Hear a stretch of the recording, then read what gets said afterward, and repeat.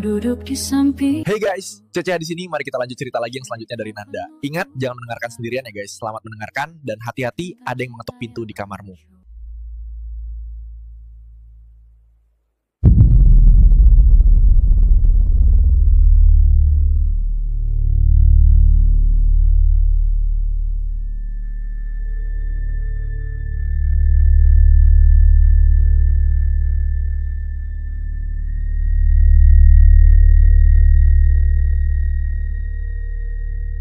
Hai, nama gue Nanda. Gue mau cerita pengalaman yang bikin gue sampai sekarang susah banget buat ngelupain.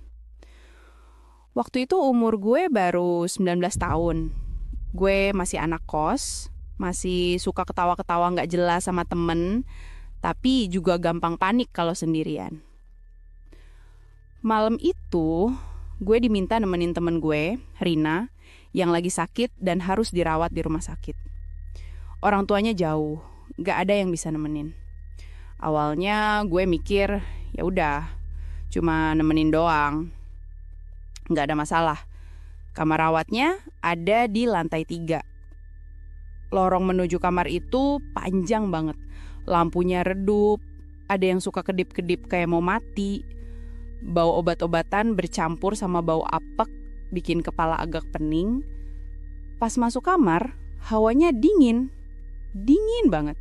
Bukan dingin AC, tapi dingin yang bikin bulu kuduk gue berdiri. Rina udah tidur, wajahnya pucet. Gue duduk di kursi samping ranjang, main HP sebentar sambil sesekali nengok ke dia. Malam makin larut. Dari luar kamar cuma kedengeran suara roda berangkar yang sekali-sekali lewat, sama langkah kaki perawat yang jarang. Jam 1 lewat dikit, mata gue berat banget. HP gue taruh, kepala mulai jatuh ke sandaran kursi. Tapi tiba-tiba gue denger suara. Suara langkah kaki di lorong. Pelan, berat, kayak diseret. Gue pikir itu perawat. Tapi pas gue intip dari pintu yang sedikit kebuka, lorong itu kosong. Gue balik lagi ke kursi, berusaha tenang. Tapi belum sempat merem, gue dengar suara lain. Suara tangisan. Samar banget, jauh. Tapi makin lama makin jelas. Suara cewek nangis. Lirih, patah-patah kayak orang yang lagi kesakitan. Jantung gue deg-degan. Gue coba bangunin Rina.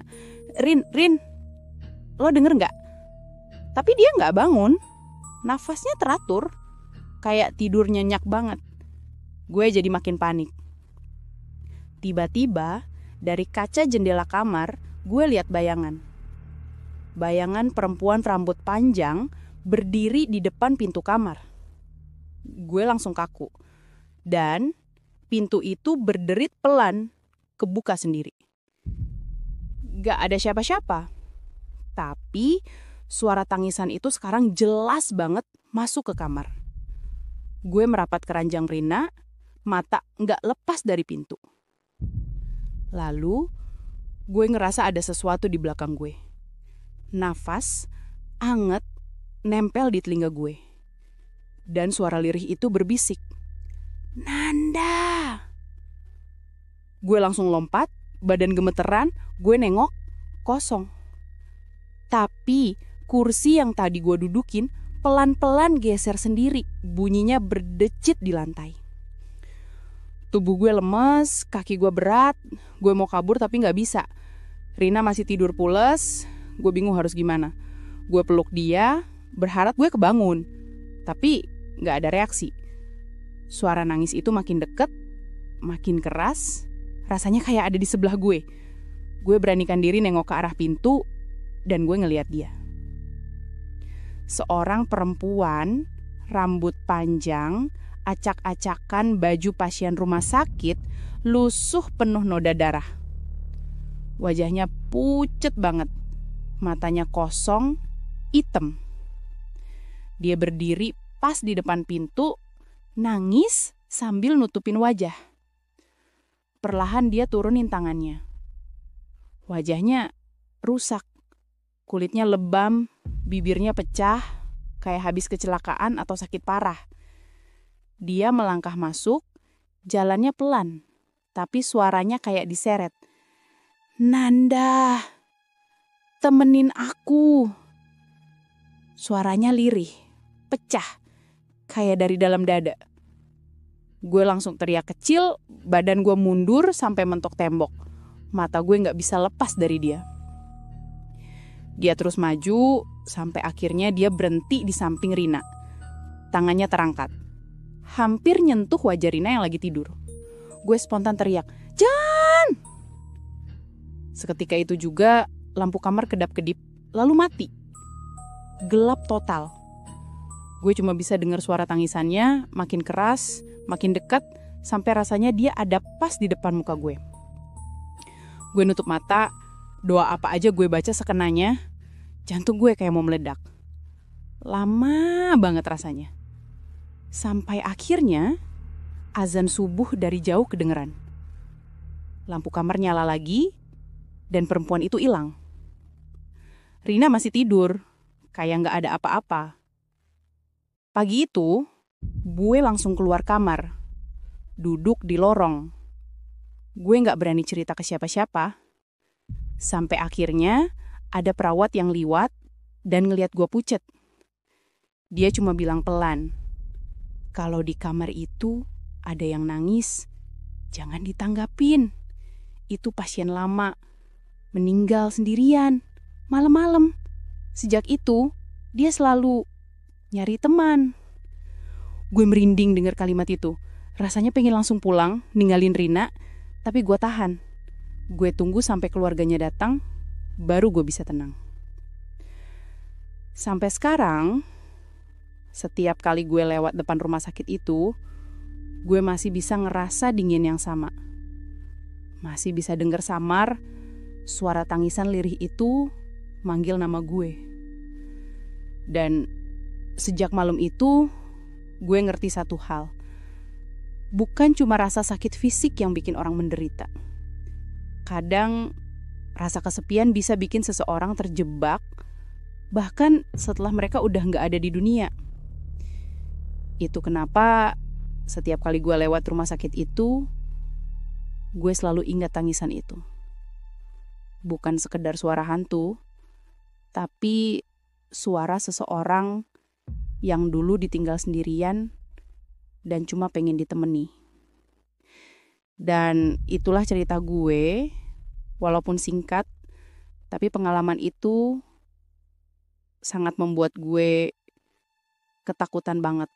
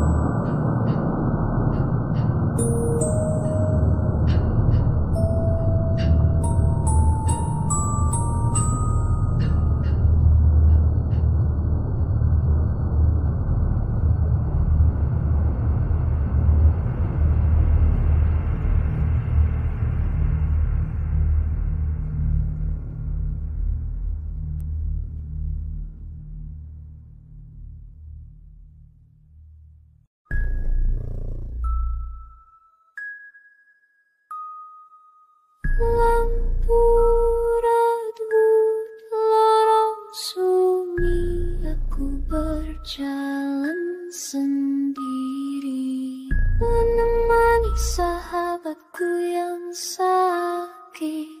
Namun bayangan lain ikut menghampiri.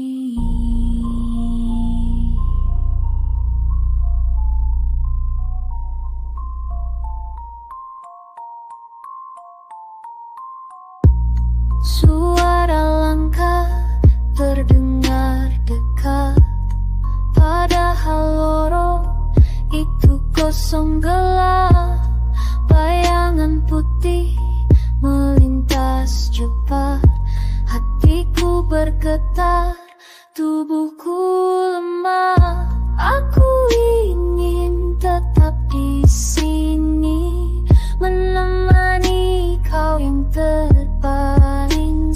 sepi, namun sosok itu terus mengintai, menyebut namaku di tengah malam.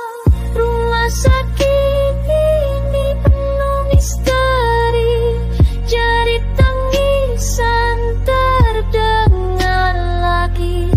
Aku tak bisa lari, hantu menatapku tak berhenti.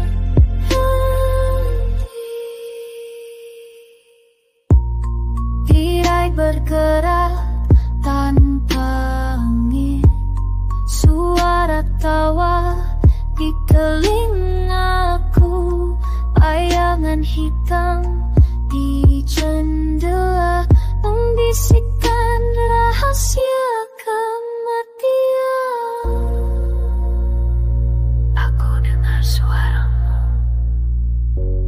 jangan pergi, tetap di sini.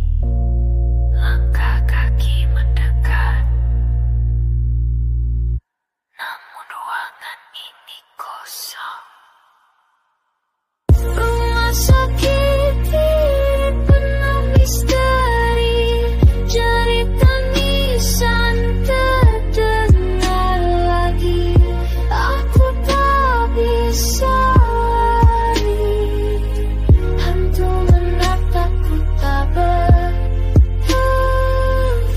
Sahabatku telah diam, aku sendiri dalam kegelapan. Rumah sakit ini menyimpan dendam, hingga esok aku takkan pulang.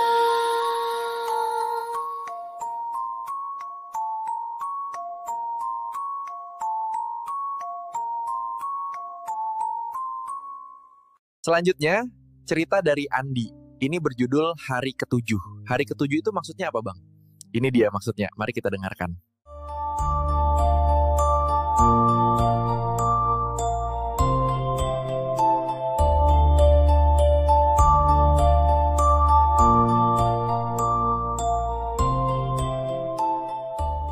Selamat malam, nama saya Andi.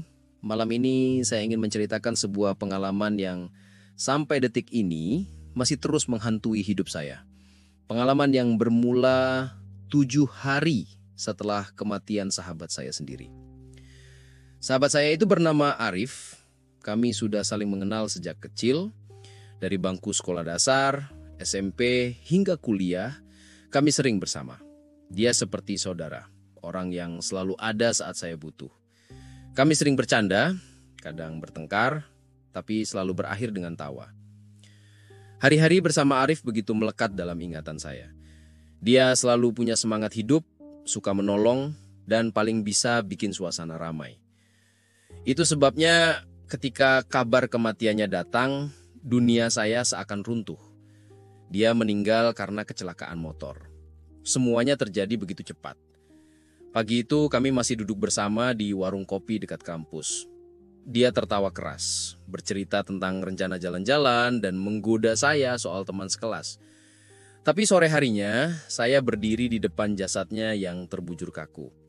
Saya masih bisa mengingat jelas wajahnya. Pucat, tenang, seolah sedang tidur. Tapi di balik ketenangan itu, ada sesuatu yang membuat hati saya tidak enak. Seperti ada beban, rahasia, atau luka yang belum selesai. Hari-hari setelah pemakamannya penuh dengan doa. Rumahnya ramai oleh orang-orang yang datang untuk membaca tahlil. Aroma bunga tabur bercampur dengan dupa memenuhi udara. Malam-malam saya habiskan di sana, duduk bersama keluarganya, meski hati saya sendiri terasa hampa. Lalu tibalah malam ke-7. Malam yang tidak akan pernah saya lupakan. Seperti biasa, doa selesai larut malam. Orang-orang perlahan pulang. Rumah mulai hening, saya berpamitan lebih dulu karena besok pagi ada pekerjaan yang menunggu. Saya berjalan kaki melewati gang sempit yang biasa. Lampu jalan redup, beberapa bahkan mati. Angin malam menusuk, membuat jaket saya tidak cukup hangat. Saat melewati tikungan dekat pohon besar, saya mendengar suara langkah di belakang saya. Awalnya saya kira ada orang lain yang pulang belakangan.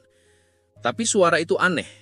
Setiap langkah saya, selalu ada langkah lain yang mengikutinya. Saat saya mempercepat langkah, suara itu ikut cepat. Ketika saya berhenti, suara itu juga berhenti. Saya mulai gelisah. Jantung saya berdetak kencang. Saya menelan ludah, berusaha tidak panik. Lalu, terdengar suara lirih. Andi. Saya langsung berhenti mendadak. Badan saya kaku. Itu suara yang sangat saya kenal. Suara Arif. Saya menoleh cepat ke belakang. Kosong. Tidak ada siapapun. Hanya bayangan pohon besar yang bergoyang tertiup angin. Saya berjalan lagi. Kali ini lebih cepat. Tapi suara itu kembali terdengar. Lebih jelas. Andi, tunggu aku.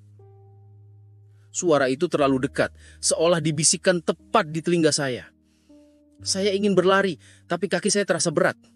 Badan saya bergemetar, dingin menjalar dari tengkuk sampai ujung kaki. Saya akhirnya memaksa berlari sampai tiba di kos. Begitu sampai, saya langsung mengunci pintu rapat-rapat, lalu merebahkan diri di kasur. Saya mencoba meyakinkan diri, mungkin itu hanya halusinasi. Tapi malam itu saya bermimpi buruk. Dalam mimpi, saya berada di jalan sepi yang sama. Dari kejauhan, Arif berjalan mendekat.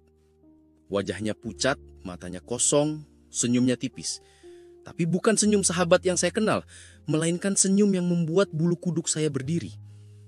Dia mendekat lalu berkata lirih, Andi, aku kedinginan. Jangan tinggalkan aku sendirian. Saya terbangun dengan tubuh penuh keringat dingin. Nafas saya terengah-engah. Jam menunjukkan pukul 3 dini hari. Saya menutup mata lagi, tapi dari luar jendela terdengar suara langkah mondar-mandir. Lalu suara itu kembali. Andi. Saya menutup telinga dengan bantal. Tapi suara itu tidak hilang.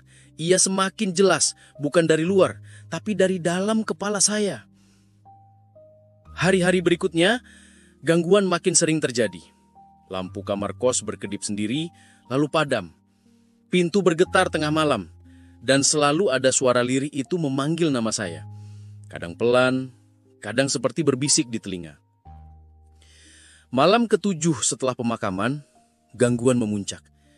Saya bermimpi lagi, kali ini terasa lebih nyata. Saya melihat Arif duduk di sudut kamar saya. Kepalanya tertunduk, rambut menutupi wajah. Saya memanggil namanya, tapi dia tidak menjawab. Perlahan, ia mendongak. Wajahnya hancur, penuh luka. Darah mengalir dari pelipis ke dagu. Matanya merah, kosong, penuh amarah. Lalu dia berteriak keras, "Kenapa kamu biarkan aku sendirian, Andi?" Saya terbangun sambil menjerit. Tapi yang lebih mengerikan, bayangan itu benar-benar ada di sudut kamar saya. Samar, tapi saya tahu siapa dia. Tubuh saya kaku, nafas saya tercekat. Dan dari kegelapan, suara lirih itu kembali. Andi, aku masih di sini. Saat itu saya sadar, Arif tidak sekedar menakut-nakuti. Ada sesuatu yang ingin dia sampaikan. Beberapa hari kemudian, saya mendapat kabar dari seorang teman lama. Dia bercerita bahwa malam sebelum kecelakaan, Arif bertengkar hebat dengan pacarnya. Ia memergoki pacarnya bersama pria lain, melakukan hal yang tidak pantas. Arif kecewa, hancur, dan marah. Ia pergi dengan motornya dalam keadaan kacau. Dan di jalan, ia menabrak mobil. Saya terdiam lama. Semua masuk akal. Arif meninggal dengan luka batin mendalam.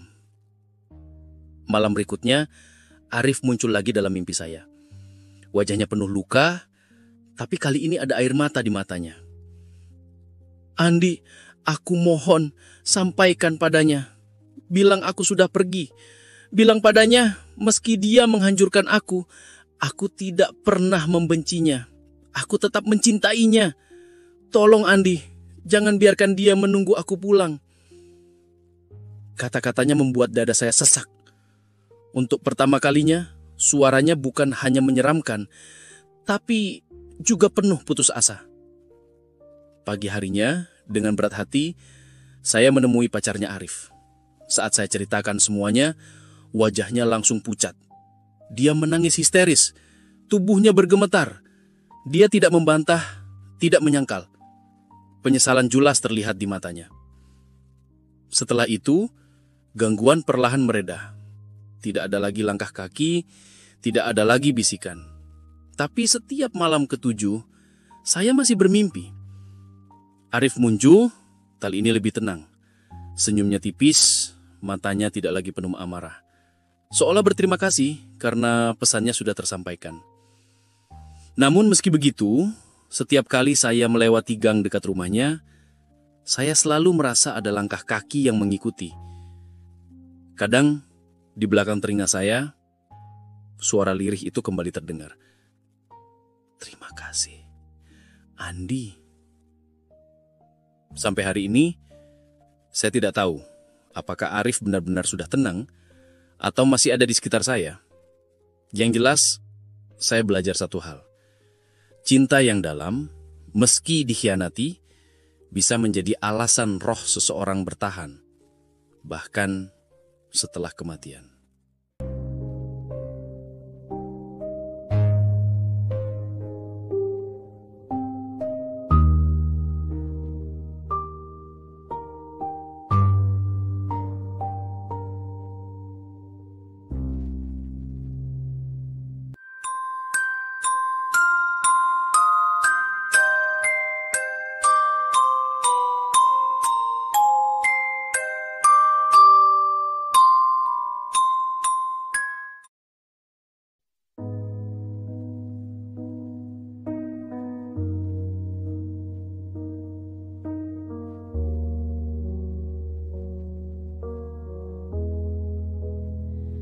Kau duduk di sampingku, cerita penuh luka tentang cinta yang hancur, tentang hatimu yang retak.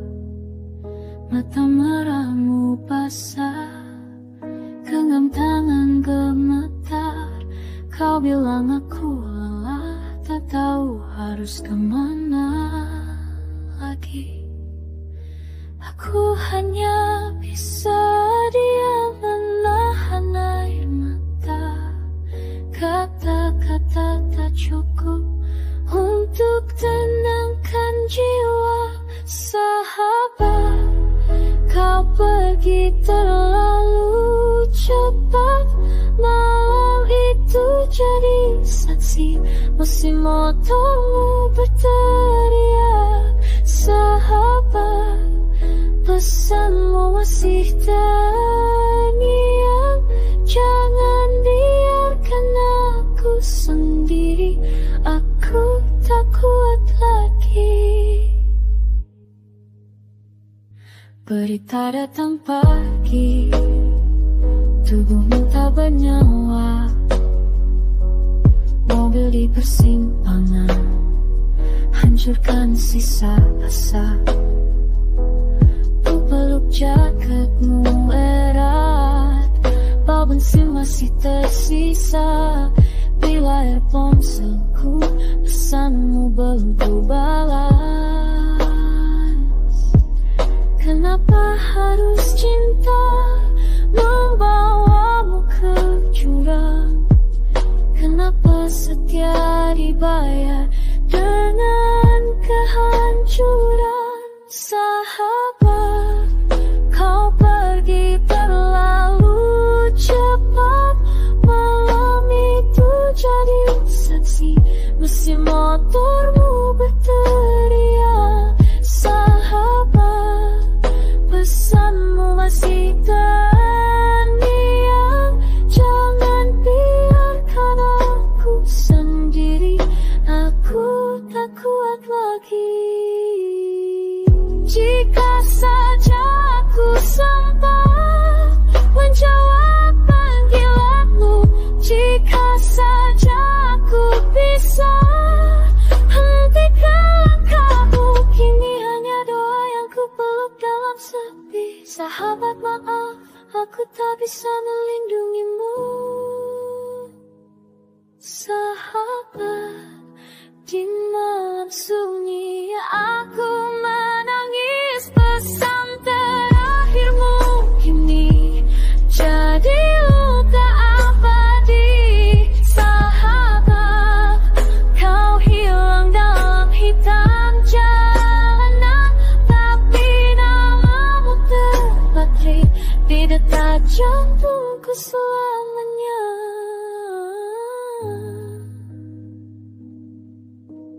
Aku tak kuat lagi, jangan biarkan aku sendiri.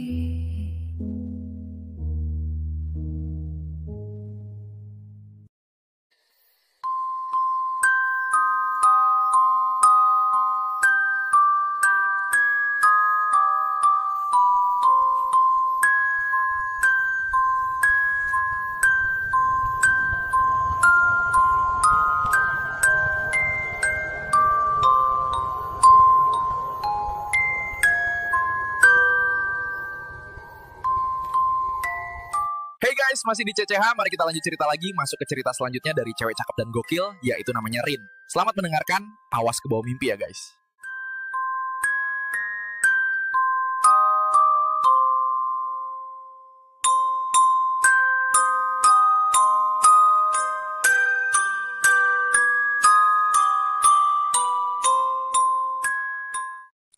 Hai, sebut saja namaku Rin. Aku ingin berbagi pengalaman paling mengerikan dalam hidupku.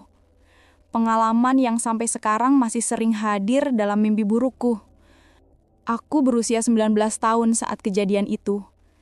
Gadis biasa, mahasiswi semester awal, perantauan.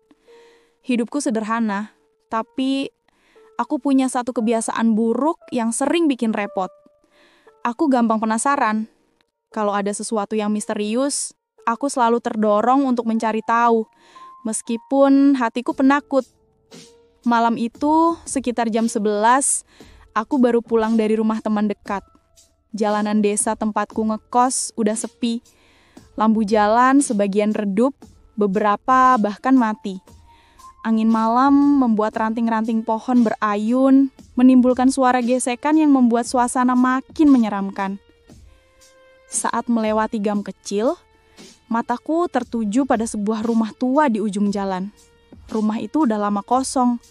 Cat dindingnya mengelupas, jendelanya retak, atapnya berlumut, dan pagar besinya berkarat. Bahkan dari luar saja, rumah itu tampak seperti mayat bangunan. Dingin, mati, tapi entah kenapa masih punya jiwa. Warga sering bilang rumah itu angker. Anak-anak suka menantang teman-temannya untuk berani berdiri di depan pagar saat malam. Orang dewasa jarang sekali lewat situ, apalagi masuk. Aku sendiri selalu menganggap cerita itu hanya bumbu mistis kampung. Sampai malam itu, entah kenapa, aku merasa rumah itu seakan memanggilku. Aku berdiri beberapa menit di depan pagar, menimbang. Hati kecilku berkata, jangan. Tapi rasa penasaran menekan lebih keras. Akhirnya aku menekan pagar tua itu. Suaranya kriek panjang, serak, membuat bulu kuduku langsung berdiri. Begitu masuk halaman, hawa berubah drastis. Udara terasa lebih dingin meski tidak ada angin. Bau lembab bercampur anyir samar memenuhi hidungku. Rumput liar tumbuh tinggi. Beberapa tanaman merambat menutup dinding. Aku menyalakan senter HP dan melangkah ke pintu utama. Kayu pintu itu lapuk. Ada bekas goresan panjang seperti cakaran. Aku dorong pelan, dan pintu terbuka dengan suara berderik panjang. Di dalam lebih gelap dari yang kubayangkan. Ruang tamu sepi. Hanya ada kursi kayu tua, meja penuh debu, dan lemari kaca retak. Debu berterbangan tiap kali aku melangkah. Aku menyorotkan senter ke dinding dan menemukan foto keluarga lama. Foto itu menampilkan seorang pria, wanita, dan 2 anak kecil. Mereka duduk rapi, berpose di ruang yang sama dengan tempatku berdiri sekarang. Senyum mereka kaku, tapi tatapan mata kosong. Seolah-olah mereka bukan sedang berfoto, tapi sedang membeku. Rasanya seperti mata mereka menatap langsung ke arahku. Aku cepat-cepat memalingkan pandangan. Aku berjalan masuk ke ruang makan. Meja besar masih ada, kursinya jatuh berantakan. Ada piring pecah berserakan di lantai, tertutup debu. Rasanya seperti waktu berhenti mendadak di ruangan ini. Dari ruang makan, aku masuk ke dapur. Bau anyir semakin terasa. Aku menemukan noda besar di lantai, berwarna coklat tua. Bentuknya tidak rata, tapi jelas itu bekas cairan yang meresap lama. Aku jongkok, menyinari lebih dekat. Hati kecilku langsung berbisik. Itu darah. Tubuhku merinding. Aku mundur, tapi tiba-tiba terdengar suara lirih. Nyaris tak terdengar. "Jangan pergi." Aku spontan menoleh ke belakang. Kosong. Ruangan tetap gelap. Hanya ada senter kecilku. Nafasku mulai tak beraturan. Aku berdiri, mencoba tenang, tapi saat itu senterku berkedip-kedip, lalu padam total. Ruangan gelap gulita. Dari kegelapan muncul suara tangisan pelan. Tangisan seorang wanita dalam, penuh rasa sakit. Aku membeku. Lalu dari arah yang berbeda terdengar suara anak kecil tertawa. Tapi tawanya datar, kosong, tanpa rasa bahagia. Tubuhku kaku. Suara langkah pelan terdengar mendekat dari lorong kamar. Aku memaksa menyalakan HP, akhirnya senter menyala lagi.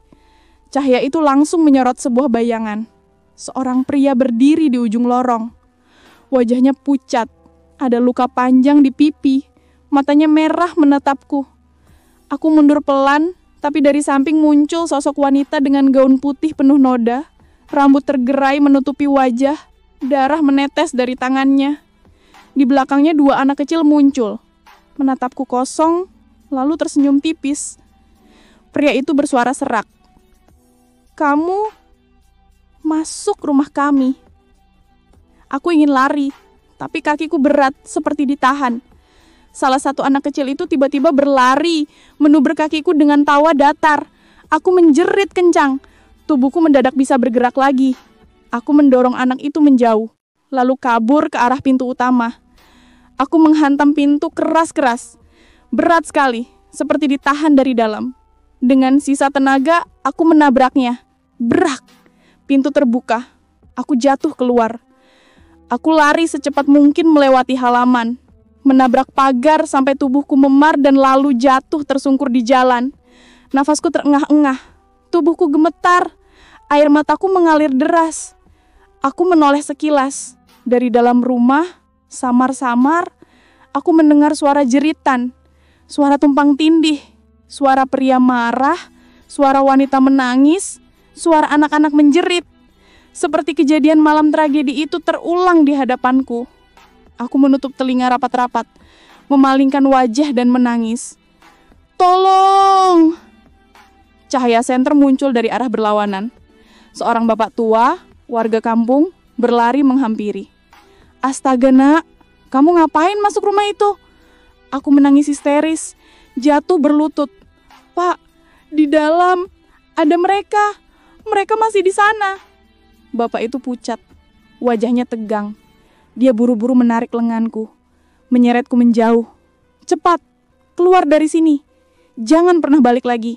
Rumah itu bukan rumah biasa." Aku terisak. "Kenapa, Pak? Kenapa ada mereka?" Bapak itu menghela nafas berat, menatap rumah dengan sorot takut. Puluhan tahun lalu, satu keluarga dibantai di dalamnya. Ayah, ibu, 2 anak. Katanya awalnya mereka keluarga bahagia, tapi malam itu berubah jadi neraka. Ada orang masuk rumah, membunuh mereka semua dengan sadis. Sejak saat itu, arwah mereka tidak pernah tenang. Aku tercekak. Jadi, foto yang kulihat tadi benar. Itu keluarga yang mati di rumah itu. Dan mereka masih di sana. Aku natap rumah itu sekali lagi. Di jendela lantai 2, samar-samar, aku melihat 2 anak kecil berdiri. Wajahnya tanpa ekspresi, hanya menatapku lurus. Aku langsung menutup mata rapat-rapat dan memalingkan wajah menangis. Malam itu, aku belajar. Ada pintu-pintu yang tidak seharusnya dibuka.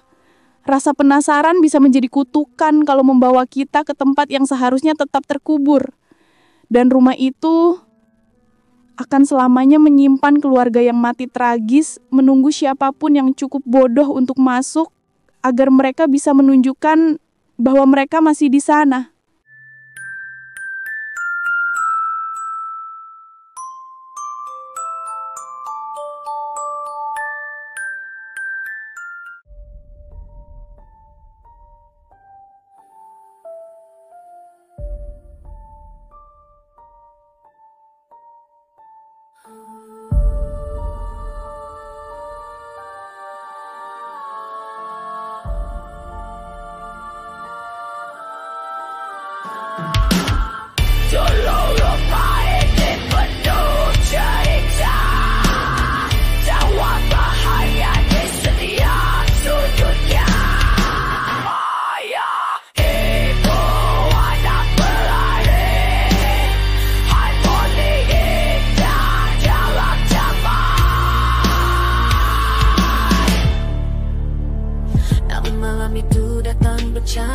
Cerita tangisan pekecah suasana, pisau berdarah, cahaya padam. Keluarga itu hilang dalam dendam. Dinding ini simpan rahasia, lantai basah dengan derita. Setiap lorong berbisik ngeri, taruh mereka tak pernah pergi. Rumah tua berhantu, menjerit di dalam gelap malam. Jangan darah di mata pintu, awas terjebak tanpa tanda.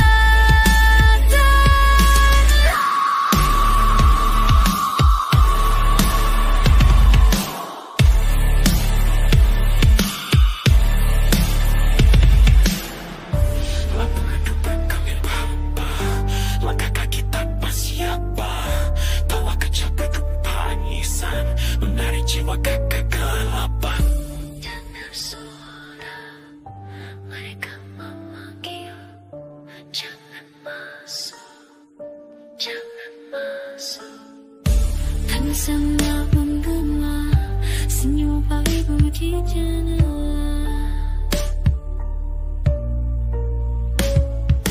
Rumah tua berhantu, menjerit di dalam gelap malam. Bayangan darah di mata pintu, awas terjebak tanpa dengar.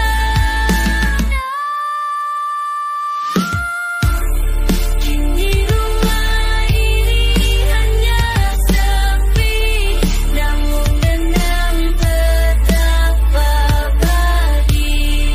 Siapapun yang masuk ke sana takkan pulang selamanya.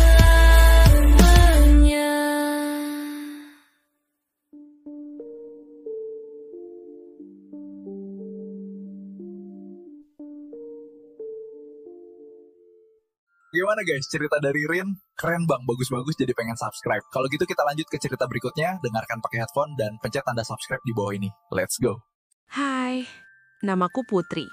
Umurku 19 tahun. Aku tipe cewek yang suka banget sama alam. Mendaki gunung dan berkemah. Kadang aku pergi bareng teman, tapi sering juga aku jalan sendirian. Orang-orang bilang aku nekat, tapi buatku, mendaki atau berkemah sendirian itu kayak cara untuk ngobrol sama diriku sendiri. Aku terbiasa menghadapi malam di tengah hutan, suara hewan liar, dinginnya udara, bahkan rasa sepi. Tapi, ternyata ada satu hal yang tidak pernah aku siapin menghadapi sesuatu yang tidak kelihatan. Pengalaman itu aku alami di sebuah goa yang katanya menyimpan misteri. Dan sampai sekarang, aku masih bisa ngerasain dinginnya ketakutan itu. Semua berawal dari ajakan dua temanku, Rani dan Siska.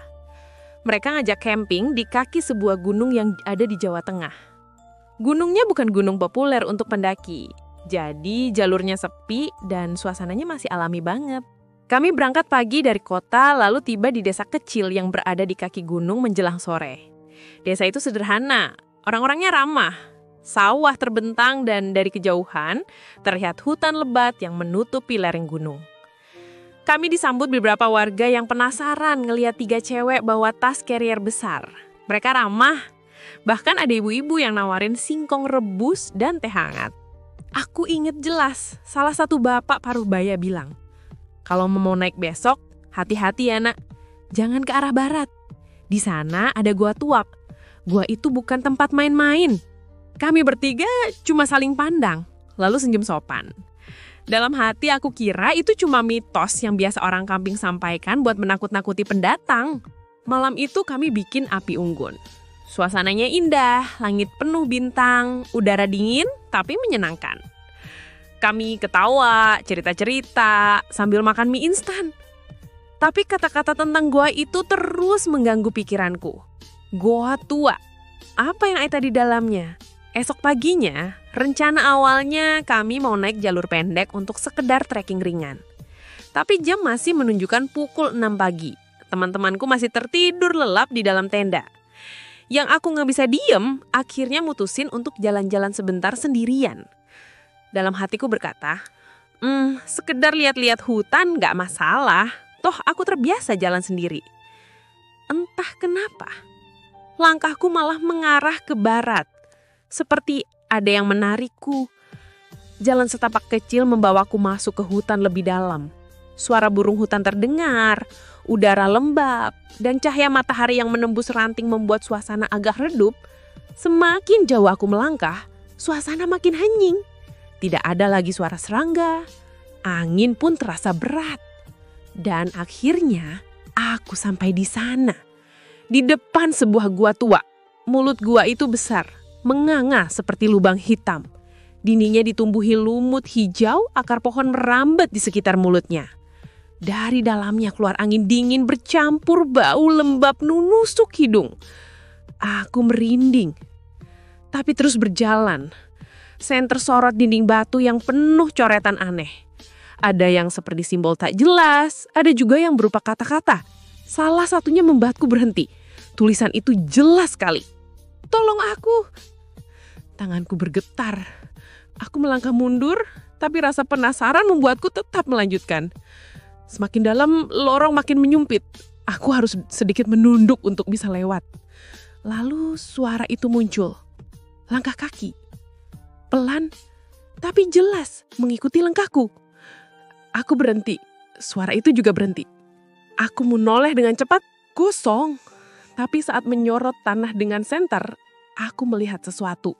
Sebuah kain lusuh penuh bercak gelap coklatan. Saat aku ingin meraihnya, suara berat berbisik tepat di telingaku. "Kenapa kamu masuk ke sini?" Aku langsung tersentak mundur. Senter hampir jatuh.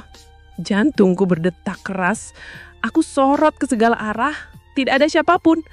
Tapi bulu kuduku berdiri. Aku ingin keluar. Tapi entah kenapa, kakiku malah membawaku makin dalam. Hingga akhirnya lorong membentuk ruang yang lebih luas.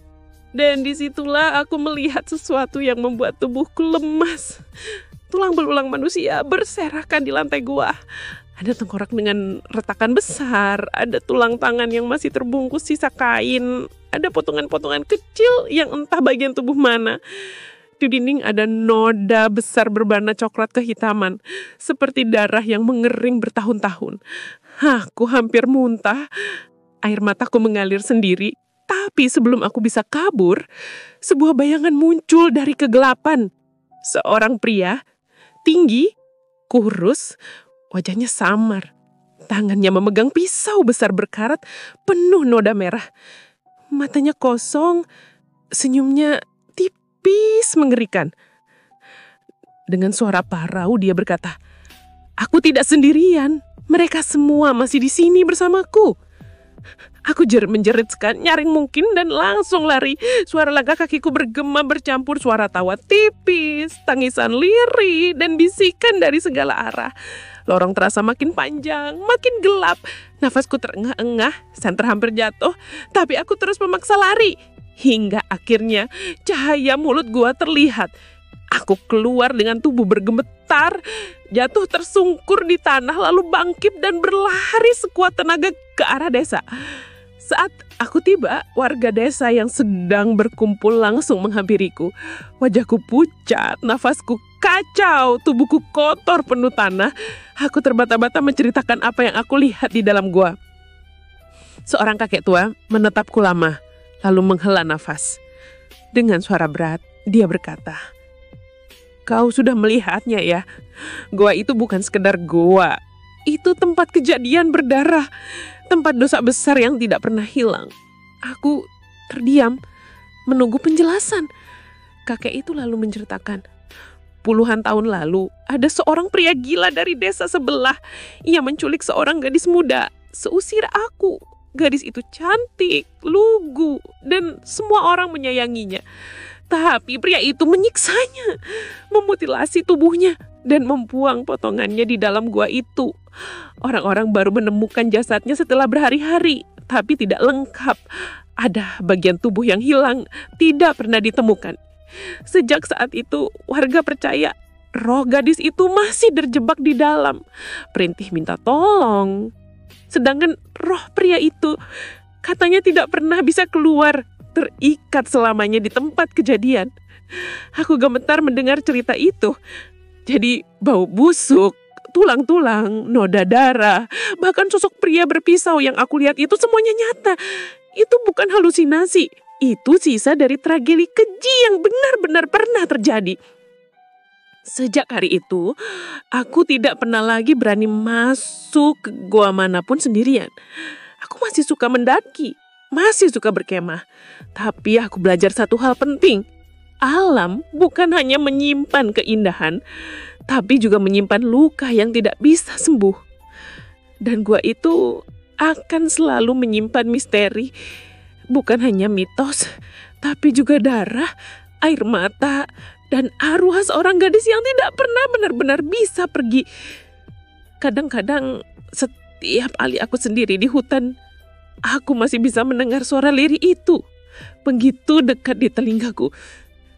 Tolong, aku masih di sini.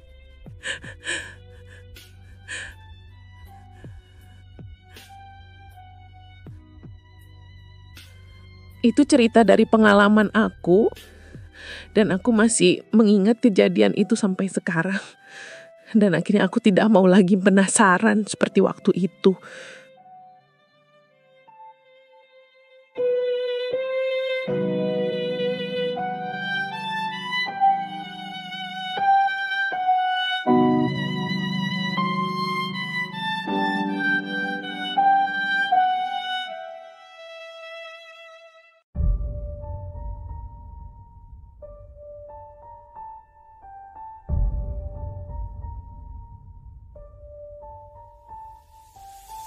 Di balik gelap goa tua, terdengar langkah tanpa suara.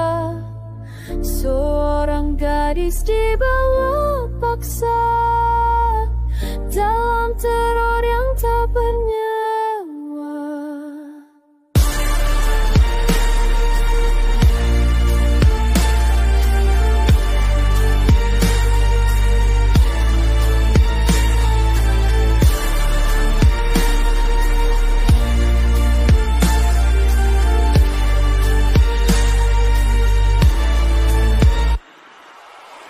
Pria gila dengan mata merah menarik tubuhnya ke tanah basah. Jerit gadis pecah di dinding batu, namun malah menutup semua pilu.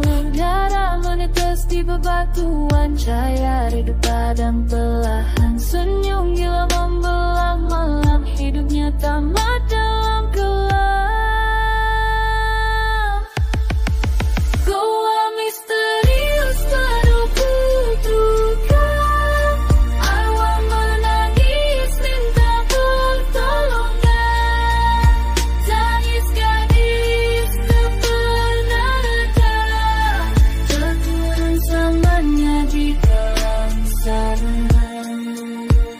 masih bisu, dinding sunyi, arwah jadi putri, lepaskan aku,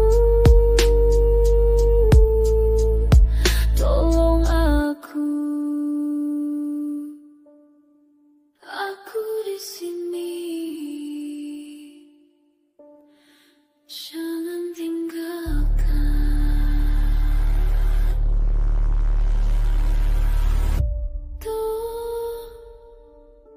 Tolong aku.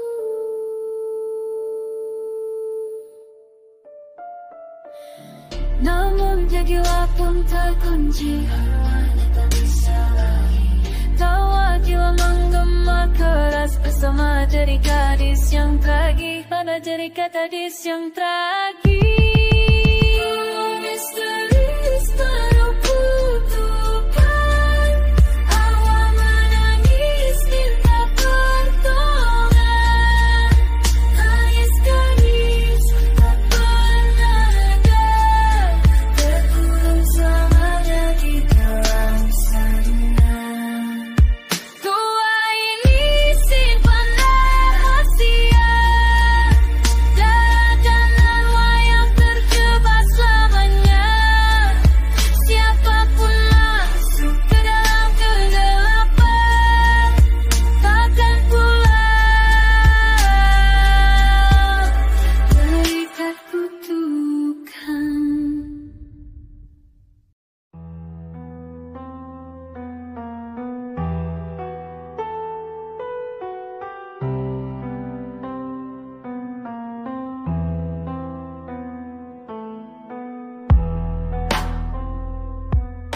Akhirnya udah di ujung akhir acara. Gimana? Apakah udah ada yang datang sama kalian? Seru kan? Seru bang, seru. Mantep bang, mantep. Terima kasih udah mendengarkan. Jangan lupa pijat tanda subscribe di bawah ini. Bye-bye.